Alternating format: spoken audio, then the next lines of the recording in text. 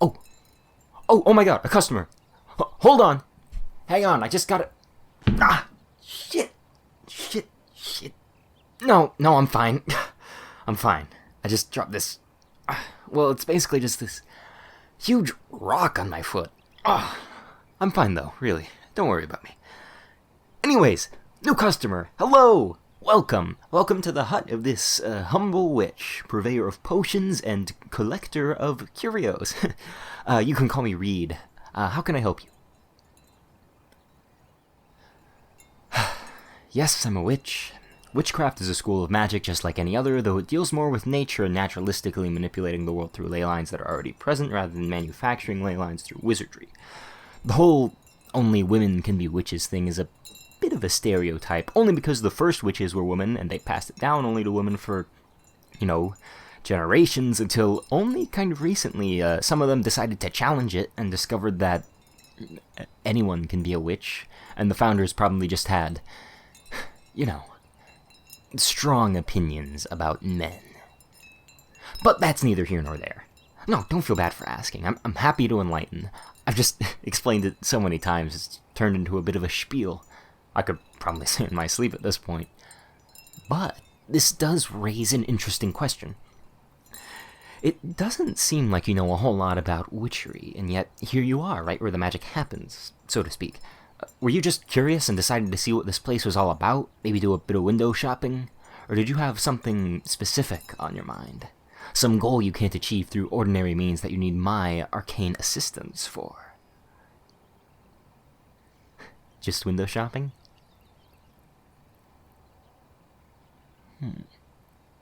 Your eyes tell a different tale. But I won't pry. Everything in its own time. So, window shopping. I love talking about anything and everything witchy, so don't hesitate to ask any questions. Is there anything you want to know more about? I have charms over here, pendants and rings and bracelets that either make you subtly more lucky when you wear them or do nothing at all. It's kind of a 50-50 chance. No way to test them either, so it's a real gamble. Or, if you're into something more macabre, I have weird animal skulls over here. Nothing really inherently mystical about them, but they do look cool.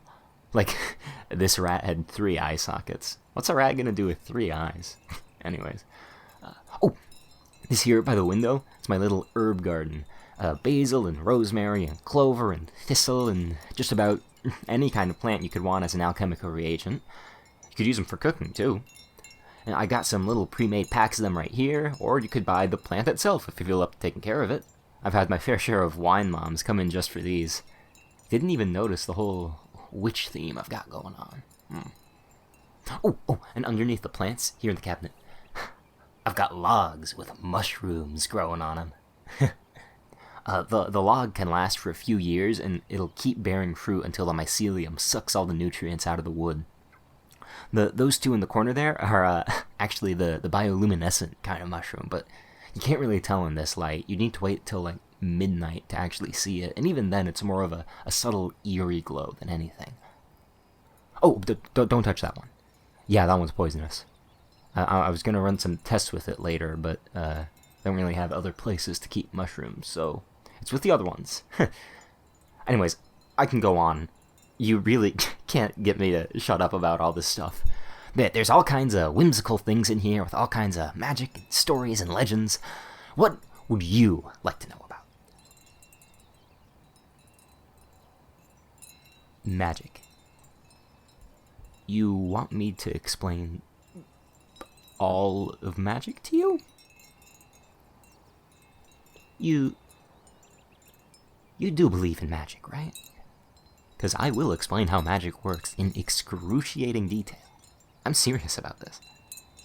If you think this is all just a fun, silly thing to indulge in, like going to a play and suspending your disbelief for a bit to pretend the weirdo in the funny hat in front of you is a witch, then I'll spare you the details. If you just want to humor me, that's fine, I don't blame you. I can give you a half-hearted reason why magic's in everything and binds people together, and then pull out a tarot deck with a flourish and tell you it's all in the heart of the cards or whatever. And you can laugh about what a silly little shop you found with a silly little witch and go home and tell your friends about it over imported coffee. Maybe get a little necklace as a keepsake. And then this hut will only ever be a memory that fades with every passing day. But if you want to go deeper, if you want to know the truth, I won't hold back. Excellent choice. Oh, I've got you roped into it now. Now you have to listen to me talk about this for like 10 to 20 minutes. This is going to be great. Anyways, okay. Don't worry though. I'll try to make this as easy to digest as possible. Let's see. I mentioned ley lines earlier, remember? That's as solid foundation as any. Ley lines are sort of like a magical current running through the earth, like a river, except invisible and flowing with primordial energy rather than water. They're not that uncommon to come across. Usually where they flow through, trees grow a little taller, flowers bloom a little brighter, etc., etc. But when they meet... Have you ever been walking through nature and found a little spot that struck you as particularly beautiful? Almost sacred, sacrosanct even? A small clearing in the woods with a river running right through its center, surrounded by a smattering of marigolds. A hidden cove along the beach with sapphire blue water and pearl white sand. An eerily empty cave on a mountain, its stone walls hewn so perfectly it looks almost unnatural. Places that you're almost hesitant to enter for fear of disturbing something. Those places are where ley lines converge. When two or more ley lines converge, there is an overflowing of magical energy, and that's the awe that you feel. Those places are the world as it was meant to be, untouched by time. Part of the energy that went into the Earth's creation is still present there. Humans have never settled at or near these convergence points. I think deep down we knew they shouldn't be tampered with. What witches have done for centuries is set up a home next to one of these convergence points to both protect it and study it.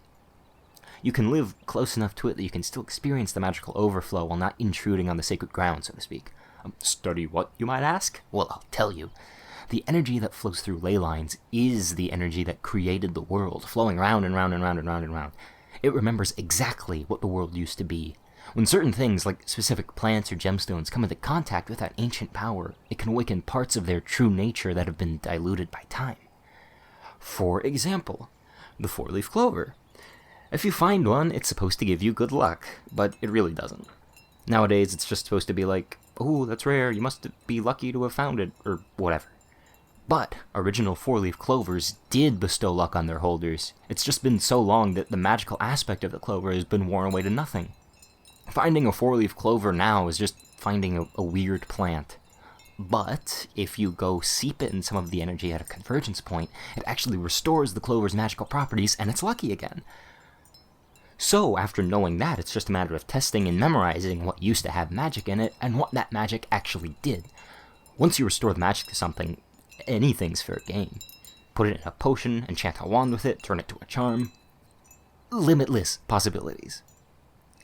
And that is how magic works at its most basic level. I left a few things out, but did you follow along with all that? Don't lie to me. It's all right if you didn't. I have a tendency to ramble.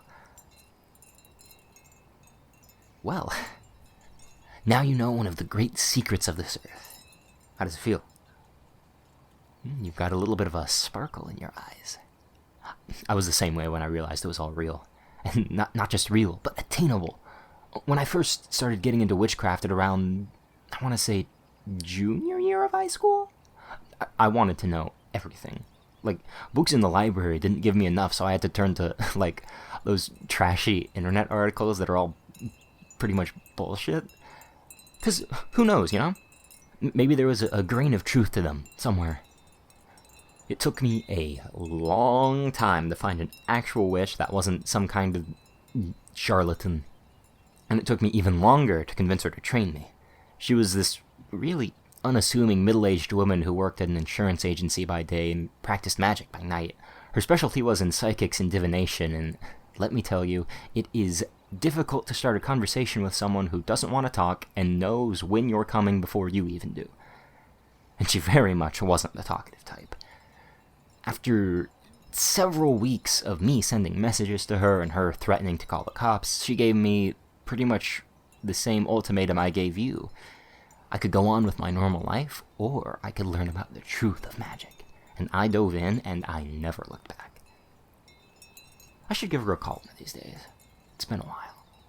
She'd tell you she hated it, but I think she might miss having me constantly talking and asking questions. I do tend to fill a room with the sound of my own voice.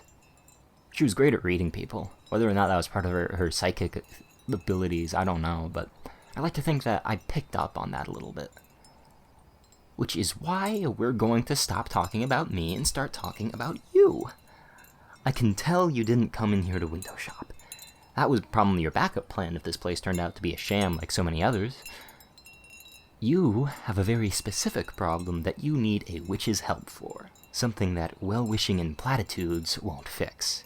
So, once more, I'm gonna ask you, what would you like to know about?